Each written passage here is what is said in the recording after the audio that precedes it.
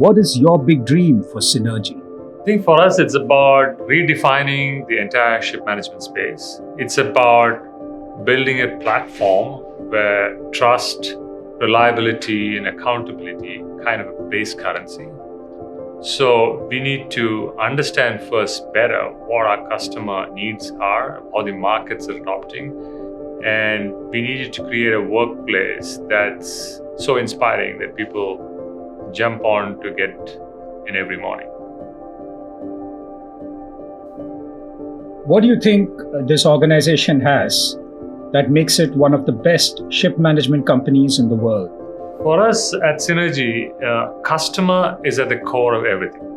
When I say customer, it can be asset owner, it can be seafarers, it can be the people that make the team.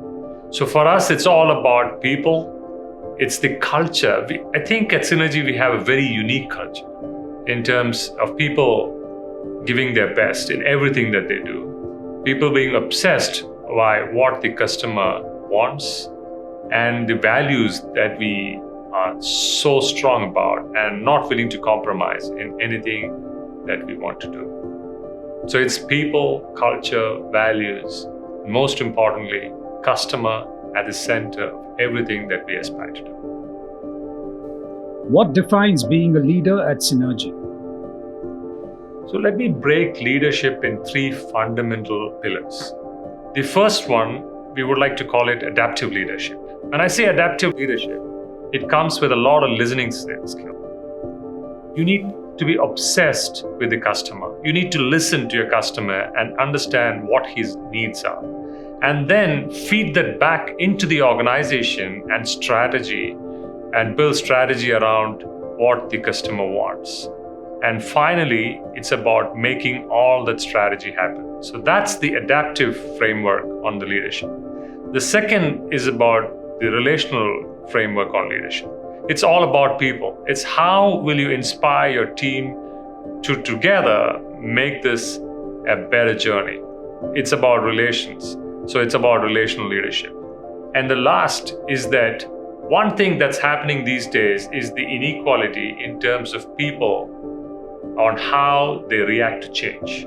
So how then will you create a team whereby you start to lead the change and drive innovation at every level? So it's adaptive leadership, it's about relational leadership, and it's about change leadership. So that put together, I think, will summarize what we think of leadership at Synergy.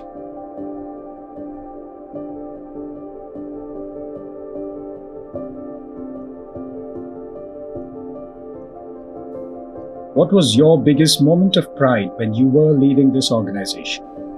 So for me, the moment of pride is not about winning accolades or how many people told great things about it. It was that moment, say for example, one of our team members came along with his mom, and his mom handed over his hand and told me that, listen, you know what, I'm giving you my son because I trust in you. And then many years later, some of these kids hang around on the coffee shop, and when I went there, they told me that there's one thing they're most comfortable is that they feel the vision of the leadership is so clear that they're not worried about layoffs and what we need to do next, because there's a constant guiding force that would kind of tell us what to do next and really believe in that leadership to take us through forever. So it's now not about building a strategy for 5 to 6 years, but you need to build strategies that last forever. So that for me was a moment of pride when you feel that trust coming from the younger generation in your leadership.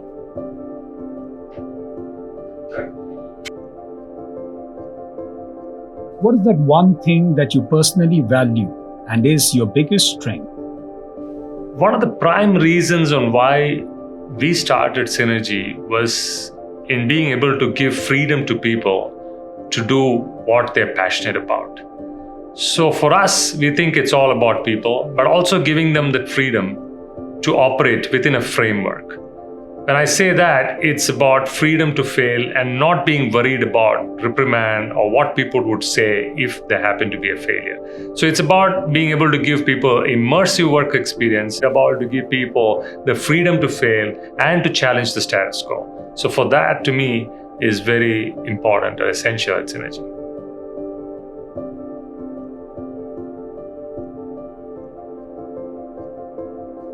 When you look back into your journey, what is that one moment that you feel truly inspired?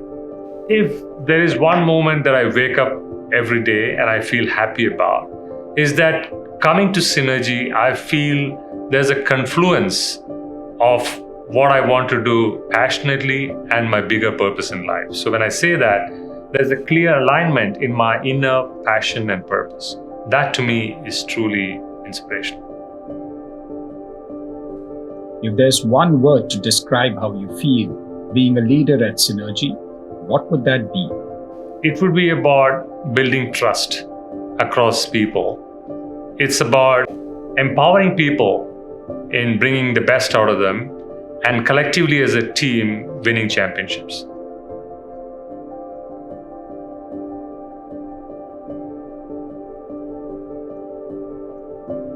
What kind of qualities should the next generation leaders of this organization have to take Synergy to the next level? I think people need to dream big. We need to have big, audacious goals. And then we need to find how we can translate these goals to make them into reality.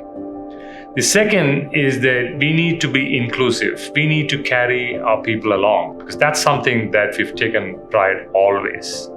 And it's about stars creating another set of stars. And the third, in this constantly changing world where the speed of change has changed, how do you stand in front and lead this change, drive innovation at every level, and make this a new world? So these are some of the things that I think future leaders at Synergy would have. What qualities do you admire in some of the younger generation leaders of Synergy? I really admire the energy, the passion, and the never give up attitude in some of the younger generation that we have. I also admire the fact that anything that you do must align with their core purpose. And if it doesn't, they are ready to stand up. If it doesn't align with their value system, and if it doesn't align with the organizational value system, then they generally stand up for what is right. I think that's something that I admire. I also admire the fact that they are able to constantly change on the base of the needs that the market throws up at them. So the adaptability to change is something that I'm always learning from these young kids. What is the craziest thing that you've done as a leader at Synergy? People tell me I'm always crazy. I always break the rules. So there are many, and perhaps every day I do some of these stuff. But if you ask me to pick a few of those crazy things, one is when we went into building transparency, trust, technology, some of my peer group leaders called me to say that I'm cannibalizing my own business. But I think we still went ahead with our conviction that this is necessary to bring about transformation. So for me, it's about standing behind what you genuinely believe needs to happen for the better of the industry and forgetting for a moment about what's just best for you. The second is when some of my colleagues come up and talk to you and say, you know what, this is kind of not the way we've been doing things. Then it inspires me to step back and say, perhaps we need to look at it and do things very differently if we need different results. So I generally am not very comfortable in building rules on everything that we do, but I believe in building a framework and giving people the freedom to play around within that framework. So that's my general take on doing crazy things. What does transformation mean for you? Transformation for me is about turning a caterpillar into a butterfly. So two things. One, it's irreversible. It's all about becoming a butterfly because that's the new word. Two, about becoming a butterfly because it's so much more beautiful. So being able to transform something into something that's more beautiful and useful to the society. But what we don't want to do in the pretext of transformation is building another faster caterpillar. So we should move from a caterpillar to butterfly, but not build another faster caterpillar. Give one feeling the word transformation generates for you. It's for me about inspiring the next generation to think deeply and being able to add value to the society. That for me is transformation.